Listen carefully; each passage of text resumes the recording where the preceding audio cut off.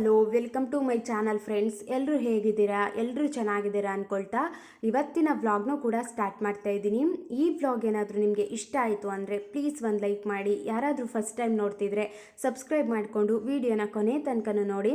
ನಾನಿವತ್ತು ಸಂಜೆಯಿಂದ ವ್ಲಾಗ್ನ ಸ್ಟಾರ್ಟ್ ಮಾಡ್ತಾ ಇದ್ದೀನಿ. ಸ್ವಲ್ಪ ಕಡಲೆಬೇಳೆ ಮಸಾಲೆ ವಡೆನ ಮಾಡ್ಕೊಳ್ಳೋಣ ಅಂದ್ಬಿಟ್ಟು ನೆನೆಯಾಕಿಟ್ಟಿದ್ದೆ. ಕಡಲೆ ಬೀಜ ಕಡಲೆಬೇಳೆ ಎಲ್ಲನೂ ಅದು ಕೂಡ ಚೆನ್ನಾಗಿ ನೆನ್ಕೊಂಡಿತ್ತು. ಕಡಲೆ ಬೀಜನ ಹಾಕೊಳ್ಳೋದ್ರಿಂದ ಟೇಸ್ಟ್ ಅಂತೂ ಚೆನ್ನಾಗಿ ಬರುತ್ತೆ, ಒಂದು ರೀತಿ ಕ್ರಿಸ್ಪಿಯಾಗಿ ಚೆನ್ನಾಗಿರುತ್ತೆ ಅಂದ್ಬಿಟ್ಟು ಮಿಕ್ಸ್ ಮಾಡ್ಕೋತಾ ಇದ್ದೀನಿ. ಇನ್ನು ಇವಾಗಂತೂ ಸ್ವಲ್ಪ ಚಳಿ ಇರೋದ್ರಿಂದ ಏನಾದರೂ ತಿನ್ನಬೇಕು ಅಂತ ಅನ್ನಿಸ್ತಾನೆ ಇರುತ್ತೆ ಅಲ್ವಾ ಸಂಜೆ ಟೈಮು. ಮಕ್ಳಿಗೂ ಕೂಡ ಇಷ್ಟ ಆಗುತ್ತೆ ಅಂತ ಅಂದ್ಬಿಟ್ಟು ಮಾಡ್ಕೊಳ್ಳೋಣ ಅಂತ ಎಲ್ಲನೂ ರೆಡಿ ಮಾಡ್ಕೋತಾ ಇದ್ದೀನಿ. ಫಸ್ಟು ಮಸಾಲೆ ವಡೆ ಮಾಡಿಬಿಟ್ರೆ ಮಕ್ಕಳು ಮಲ್ಕೊಳ್ಳೋ ಅಷ್ಟರಲ್ಲಿ ಸ್ವಲ್ಪ ತಿನ್ಕೊಂಡಾದರೂ ಮಲ್ಕೋತಾರೆ. ಇನ್ನು ಬೇಗ ಮಲ್ಕೊಬಿಡ್ತಾರೆ. ಇವತ್ತು ಮಧ್ಯಾಹ್ನ ಮಲಗಿಲ್ಲ ಅಂದಾಗ ಸಂಜೆ ಬೇಗ ಮಲ್ಕೊಬಿಡ್ತಾರೆ. ಫಸ್ಟು ವಡೆನೇ ಮಾಡ್ಕೊಳ್ಳೋಣ ಅಂದ್ಬಿಟ್ಟು ಅದಕ್ಕೂ ಕೂಡ ಎಲ್ಲನೂ ರೆಡಿ ಮಾಡ್ಕೋತಾ ಇದ್ದೀನಿ. ಇವತ್ತು ಸಂಜೆ ಊಟಕ್ಕೆ ಅಂದ್ಬಿಟ್ಟು ಮಧ್ಯಾಹ್ನ ಮುದ್ದೆ ತಿಂದಿದ್ರು ನನ್ನ ಹಸ್ಬೆಂಡು. ಮುದ್ದೆ ಏನು ಬೇಡ, ಸ್ವಲ್ಪ ಲೈಟಾಗೆ ಏನಾದರೂ ಅವಲಕ್ಕಿ ಏನಾದರೂ ಮಾಡಿಬಿಡು ಅಂತ ಅಂದರು. ಸ್ವಲ್ಪ ಅವಲಕ್ಕಿ ಇದೆ, ಅದನ್ನು ಬ್ಯಾಲೆನ್ಸ್ ಮಾಡ್ಕೊಳ್ಳೋಕ್ಕೆ ಅಂದ್ಬಿಟ್ಟು ಸ್ವಲ್ಪ ರವೆ ಉಪ್ಪಿಟ್ಟನ್ನು ಕೂಡ ಮಾಡ್ಕೊಳ್ಳೋಣ ಅಂದ್ಬಿಟ್ಟು ಅದನ್ನು ರೆಡಿ ಮಾಡ್ಕೋತಾ ಇದ್ದೀನಿ. ಇನ್ನು ನಮ್ಮ ಲೈಫಲ್ಲಿ ಒಂದಿಷ್ಟು ಬ್ಯಾಡ್ ಹ್ಯಾಬಿಟ್ಸ್ನ ಚೇಂಜ್ ಮಾಡಿಕೊಂಡ್ರೆ ಒಂದು ಸಿಂಪಲ್ ಹ್ಯಾಬಿಟ್ಸು, ಸಿಂಪಲ್ ಪಾಯಿಂಟ್ಸ್ ಅಂತ ಅನಿಸ್ಬೋದು, ಬಟ್ ತುಂಬ ಒಳ್ಳೆ ಚೇಂಜಸ್ ಅನ್ನೋದು ಆಗೇ ಆಗುತ್ತೆ. ತುಂಬ ಜನ ಥಿಂಕ್ ಮಾಡ್ತಿರ್ತಾರೆ ನಮ್ಮಲ್ಲೇ ಏನೋ ಪ್ರಾಬ್ಲಮ್ ಇದೆ, ನಾನು ಏನೇ ಕೆಲಸ ಮಾಡೋದು ನಂಗೆ ಒಳ್ಳೆ ರಿಸಲ್ಟ್ ಅನ್ನೋದು ಸಿಗ್ತಾ ಇಲ್ಲ, ತುಂಬ ಬೇಜಾರಾಗ್ತಿದೆ, ನನಗೇನೇ ಏನು ಮಾಡೋದಕ್ಕೂ ಕೂಡ ಇಂಟ್ರೆಸ್ಟೇ ಬರ್ತಾ ಇಲ್ಲ, ಈ ರೀತಿ ಅಂತೂ ಯೋಚನೆ ಮಾಡಿರ್ತಾರೆ ಅಲ್ವಾ. ನಿಜ ಹೇಳಬೇಕು ಅಂದರೆ ನಮ್ಮಲ್ಲಿ ಏನೂ ಪ್ರಾಬ್ಲಮ್ ಇರಲ್ಲ. ನಮ್ಮಲ್ಲಿರುವಂಥ ಕೆಟ್ಟ ಅಭ್ಯಾಸಗಳಿಂದ, ನಮ್ಮಲ್ಲಿರುವಂಥ ಬ್ಯಾಡ್ ಹ್ಯಾಬಿಟ್ಸಿಂದನೇ ನಮಗೆ ಪ್ರಾಬ್ಲಮ್ ಅನ್ನೋದು ಆಗ್ತಾ ಇರುತ್ತೆ. ನಮ್ಮಲ್ಲಿರುವಂಥ ವೀಕ್ನೆಸ್ಗಳಿಂದನೇ. ಆ ವೀಕ್ನೆಸ್ಗಳನ್ನ ತೆಗೆದು ಒಂದೊಳ್ಳೆ ರೀತಿಯ ಅಭ್ಯಾಸಗಳನ್ನ ಆ ಜಾಗಕ್ಕೆ ನಾವು ಫಾಲೋ ಮಾಡಿಕೊಂಡಾಗ, ಸೇರಿಸ್ಕೊಂಡಾಗ ರಿಸಲ್ಟ್ ಅಂತೂ ಸಿಕ್ಕೇ ಸಿಗುತ್ತೆ. ತುಂಬ ಚೆನ್ನಾಗಿ ಬದಲಾವಣೆಯಂತೂ ಆಗೇ ಆಗುತ್ತೆ. ನಮ್ಮಲ್ಲೇ ಒಂದಿಷ್ಟು ವೀಕ್ ಪಾಯಿಂಟ್ಸ್ಗಳನ್ನ ಇಟ್ಕೊಂಡು ನನ್ನ ಲೈಫಲ್ಲಿ ತುಂಬ ಚೆನ್ನಾಗಿ ಬದಲಾಗಬೇಕು, ಒಂದು ಒಳ್ಳೆ ರೀತಿಲಿ ಲೈಫ್ನ ಲೀಡ್ ಮಾಡಬೇಕು, ಒಂದು ಖುಷಿಯಾಗಿ ಲೈಫ್ನ ಲೀಡ್ ಮಾಡಬೇಕು ಅಂದರೆ ಹೇಗೆ ಸಾಧ್ಯ ಆಗುತ್ತೆ? ಒಂದಿಷ್ಟು ಅಭ್ಯಾಸಗಳನ್ನ ತೆಗೆದು ನೋಡಿ ತುಂಬ ಚೆನ್ನಾಗಿ ಚೇಂಜಸ್ ಅನ್ನೋದು ಆಗೇ ಆಗುತ್ತೆ. ಫಸ್ಟು ಪಾಯಿಂಟು ಪೇಷನ್ಸ್ ಇಲ್ಲ ಅಂತ ಅಂದರೆ ನಾವು ಯಾವುದೇ ಕೆಲಸನ ಕಂಪ್ಲೀಟ್ ಮಾಡೋದಕ್ಕಂತೂ ಸಾಧ್ಯನೇ ಇಲ್ಲ ಅಲ್ವಾ. 10 ನಿಮಿಷ ಪೇಷನ್ಸಿಂದ ಕುತ್ಕೊಳ್ಳೋ ಮನುಷ್ಯನಿಗೆ ತುಂಬ ಚೆನ್ನಾಗಿ ಕೆಲಸನ ಕಂಪ್ಲೀಟ್ ಮಾಡುವಂಥ ತಾಳ್ಮೆ ಅಂತೂ ಇದ್ದೇ ಇರುತ್ತೆ. ನಾವು 10 ನಿಮಿಷ ಕುತ್ಕೊಳ್ಳೋದಕ್ಕಾಗೋದಿಲ್ಲ, ಕಾನ್ಸಂಟ್ರೇಷನ್ ಮಾಡೋದಕ್ಕಾಗೋದಿಲ್ಲ, ಒಂದು ಶಾರ್ಟ್ ಟೆಂಪರು, ಬೇಗ ರಿಯಾಕ್ಟ್ ಮಾಡಿಬಿಡ್ತೀವಿ. ಯಾರಾದರೂ ಏನಾದರೂ ಹೇಳ್ತಿದ್ದಾರೆ ಅಂತ ಅಂದಾಗ ಪೇಷನ್ಸಿಂದ ಕೇಳಿಸ್ಕೊಳ್ಳೋ ಪರಿಸ್ಥಿತಿಲಿ ಇರೋದಿಲ್ಲ.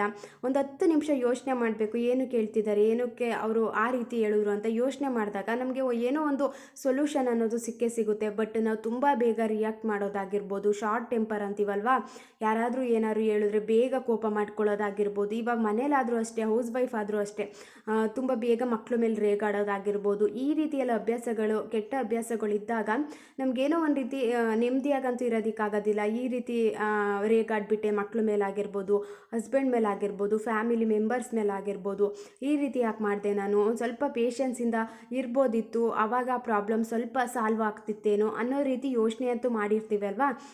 ಆದಷ್ಟು ಸ್ವಲ್ಪ ಪೇಷನ್ಸ್ ಇರೋದನ್ನು ಕಲ್ತ್ಕೋಬೇಕು, ಪೇಷನ್ಸ್ ಆಗಿರೋದನ್ನು ಕಲ್ತ್ಕೋಬೇಕು. ಮಕ್ಳಿಗಾದರೂ ಅಷ್ಟೇ, ಒಂದು 10 ನಿಮಿಷ ಅವರು ಕಾನ್ಸಂಟ್ರೇಷನ್ ಮಾಡಿ ಓದಲಿಕ್ಕೆ ಕೂತ್ಕೊಂಡಾಗ ಒಂದು 10 ನಿಮಿಷ ಯಾವುದಾದ್ರೂ ವಿಷಯನ ಕಲೀಲಿಕ್ಕೆ ಸ್ವಲ್ಪ ಕೂತ್ಕೋಬೇಕು. ಆ ರೀತಿ ಚಿಕ್ಕ ವಯಸ್ಸಲ್ಲೇ ಮಕ್ಳಿಗೂ ಕೂಡ ಕಲಿಸೋದಾಗಿರ್ಬೋದು. ಈ ರೀತಿ ಅಭ್ಯಾಸಗಳನ್ನ ಫಾಲೋ ಮಾಡಿ ನೋಡಿ, ತುಂಬ ಚೆನ್ನಾಗಿ ಬದಲಾವಣೆ ಅಂತೂ ಸಿಗುತ್ತೆ. ನಮಗೇನು ಪೇಷನ್ಸ್ ಇಲ್ಲ, ಹೇಳ್ತಿರ್ತಾರೆ ನನಗಂತೂ ನನ್ನ ವೀಕ್ ಪಾಯಿಂಟ್ ಅಂತೂ ಪೇಷನ್ಸೇ ಇಲ್ಲ ಅನ್ನೋ ರೀತಿ ತುಂಬ ಜನ ಹೇಳ್ತಿರ್ತಾರೆ ಅಲ್ವಾ.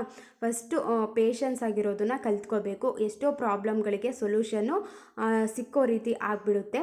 ಸೆಕೆಂಡ್ ಪಾಯಿಂಟ್ ಏನು ಅಂತ ಅಂದರೆ ತುಂಬ ನೆಗ್ಲೆಕ್ಟ್ ಮಾಡೋದು ಅಂತ ಅಂದರೆ, ಏನಾದರೂ ಒಂದು ಒಳ್ಳೆ ಆಪರ್ಚುನಿಟಿ ಬಂದಿರುತ್ತೆ, ಆ ಕೆಲಸನೂ ನೆಗ್ಲೆಕ್ಟ್ ಮಾಡಿಬಿಟ್ಟು ಅದಕ್ಕಿಂತ ತುಂಬ ಚೆನ್ನಾಗಿರೋ ಕೆಲಸಕ್ಕೆ ಹೋಗ್ತೀನಿ ಅಂತ ಒಂದು ಒಳ್ಳೆ ಅವಕಾಶಗಳು ಬರ್ತಿದೆ ಅಂದಾಗ ಅದನ್ನು ಯೂಸ್ ಮಾಡ್ಕೊಂಡಾಗ ಅಲ್ವಾ ನಮ್ಮ ಲೈಫಲ್ಲಿ ತುಂಬ ಚೆನ್ನಾಗಿರಲಿಕ್ಕೆ ಸಾಧ್ಯ. ಒಂದು ದುಡ್ಡಿನ ವಿಚಾರ ಆಗಿರ್ಬೋದು, ಒಂದು ಒಳ್ಳೆ ರೀತಿ ಜಾಬ್ ಇದೆ ಅಂದಾಗ ಅದನ್ನು ಮಾಡುವಂಥ ಕೇಪಬಿಲಿಟಿ ನಮ್ಮಲ್ಲಿದೆ ಅಂದಾಗ, ನಮಗೆ ಫಿನಾನ್ಷಿಯಲಿ ಹೆಲ್ಪ್ ಆಗುತ್ತೆ ಅಂದಾಗ ಅದನ್ನು ಮಾಡಿದ್ರೆ ತುಂಬ ಚೆನ್ನಾಗಿ ಲೈಫ್ನ ಲೀಡ್ ಮಾಡ್ಬೋದು, ತುಂಬ ಚೆನ್ನಾಗಿ ಚೇಂಜಸ್ ಅಂತೂ ಆಗೇ ಆಗುತ್ತೆ.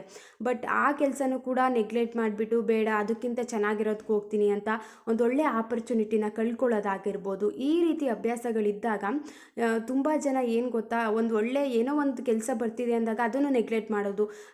ಮನೇಲಾದರೂ ಅಷ್ಟೇ ಚಿಕ್ಕ ಚಿಕ್ಕ ವಿಚಾರಗಳು ಅಂದ್ಬಿಟ್ಟು ಎಲ್ಲ ವಿಚಾರದಲ್ಲೂ ನೆಗ್ಲೆಕ್ಟ್ ಮಾಡಿಕೊಂಡೇ ಹೋಗ್ತಿದ್ರೆ ನಾವು ಒಂದು ಒಳ್ಳೆ ಕೆಲಸ ಬರೋ ತನಕ ಕಾಯ್ತಾನೆ ಇದ್ದರೆ ಅದು ಬರೋದಿಲ್ಲ ಅಂತ ಅಂದ್ಕೊಳ್ಳಿ. ಅವಾಗ ಏನು ಮಾಡೋದಕ್ಕಾಗುತ್ತೆ?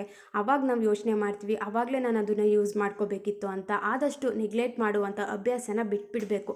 ಏನು ಬರುತ್ತೋ ಲೈಫಲ್ಲಿ ಆ ಟೈಮಿಗೆ ನಮ್ಗೆ ಏನು ಸಿಗುತ್ತೋ ಅದನ್ನೇ ನಾವು ಕಂಟಿನ್ಯೂ ಮಾಡ್ಕೋತಾ ಹೋದಾಗ ತುಂಬ ಚೆನ್ನಾಗಿ ಚೇಂಜಸ್ ಅನ್ನೋದು ಆಗೇ ಆಗುತ್ತೆ. ನೆಕ್ಸ್ಟ್ ಪಾಯಿಂಟ್ ಏನು ಅಂತ ಅಂದರೆ, ತುಂಬ ಬೇಗ ನಂಬಿಡೋದು ಎಲ್ಲರನ್ನೂ. ಅಂದರೆ ವೀಕ್ ಪಾಯಿಂಟ್ಸ್ ಅಂತಲೇ ಹೇಳ್ಬೋದು. ಎಲ್ಲರನ್ನೂ ಬೇಗ ನಂಬಿಡೋದಾಗಿರ್ಬೋದು, ಎಲ್ಲನೂ ಓಪನ್ನಾಗಿ ಶೇರ್ ಮಾಡ್ಕೊಳ್ಳೋದಾಗಿರ್ಬೋದು. ಈ ರೀತಿ ಅಭ್ಯಾಸ ಇದ್ದರೂ ಕೂಡ ತುಂಬ ಕಷ್ಟ ಆಗಿಬಿಡುತ್ತೆ. ನಮ್ಮ ನಂಬಿಕೆನ ಅವರು ದುರುಪಯೋಗ ಪಡಿಸ್ಕೊಳ್ಳೋದಾಗಿರ್ಬೋದು. ನಾವೊಂದು ಒಳ್ಳೆ ರೀತಿಯಲ್ಲಿ ನಂಬ್ತಿದ್ದೀವಿ ಅಂದಾಗ ಅದನ್ನು ಕರೆಕ್ಟಾಗಿ ಅವರು ಯೂಸ್ ಮಾಡ್ಕೊಳ್ದೇ ಇರೋದಾಗಿರ್ಬೋದು.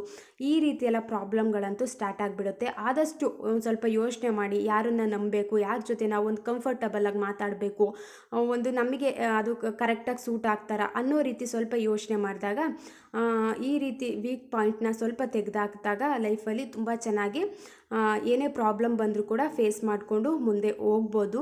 ಆದಷ್ಟು ಸ್ವಲ್ಪ ನಂಬೋದನ್ನು ಕಡಿಮೆ ಮಾಡ್ಕೋಬೇಕು. ನೆಕ್ಸ್ಟು ಪಾಯಿಂಟ್ ಏನು ಅಂತ ಅಂದರೆ, ರೆಸ್ಪಾನ್ಸಿಬಿಲಿಟಿನೇ ಇಲ್ಲದೆ ಇರೋದು ಅಂತ ಅಂದರೆ ಜವಾಬ್ದಾರಿನೇ ಇಲ್ಲ, ಆ ರೀತಿ ವೀಕ್ನೆಸ್ ಇದೆ ಅಂದಾಗ ಲೈಫಲ್ಲಿ ಹೇಗೆ ಮುಂದೆ ಬರೋದಕ್ಕೆ ಆಗುತ್ತೆ? ಒಂದಿಷ್ಟು ಜವಾಬ್ದಾರಿನ ತಗೊಳ್ಳೋದಾಗಿರ್ಬೋದು. ಈ ಕೆಲಸನ ನಾನು ಮಾಡ್ತೀನಿ, ಈ ಕೆಲಸನ ನಾನು ಕಂಪ್ಲೀಟ್ ಮಾಡ್ತೀನಿ ಅಂತ ಓನಾಗಿ ನಮಗೆ ನಾವೇ ಜವಾಬ್ದಾರಿನ ತಗೊಳ್ಳೋದಾಗಿರ್ಬೋದು.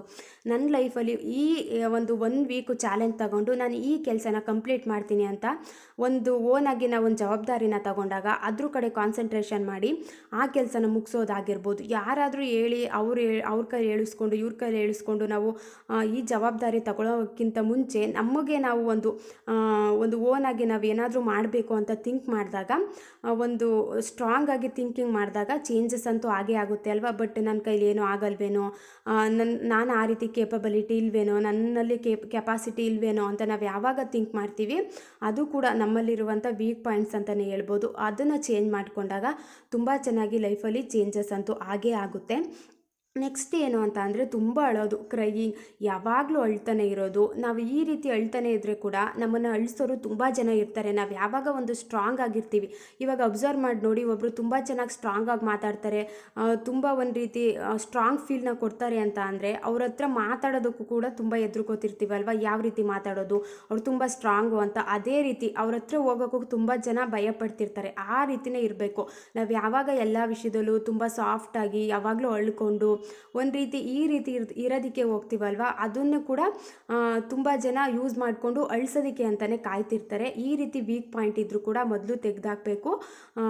ಆದಷ್ಟು ಅಳೋದನ್ನು ಸ್ವಲ್ಪ ಕಮ್ಮಿ ಮಾಡಿಕೊಂಡು ಏನೇ ಪ್ರಾಬ್ಲಮ್ ಬಂದರೂ ಕೂಡ ಫೇಸ್ ಮಾಡ್ತೀನಿ ಅನ್ನೋ ರೀತಿ ನಾವು ಸ್ಟ್ರಾಂಗ್ ಫೀಲ್ನ ತಗೊಂಡಾಗ ಸ್ವಲ್ಪ ಚೇಂಜಸ್ ಅಂತೂ ಆಗೇ ಆಗುತ್ತೆ. ಈ ರೀತಿ ಸ್ವಲ್ಪ ಚೇಂಜಸ್ ಮಾಡ್ಕೊಂಡು ನೋಡಿ, ಲೈಫಲ್ಲಿ ಒಂದು ಒಳ್ಳೆ ಬದಲಾವಣೆ ಅಂತೂ ಆಗೇ ಆಗುತ್ತೆ.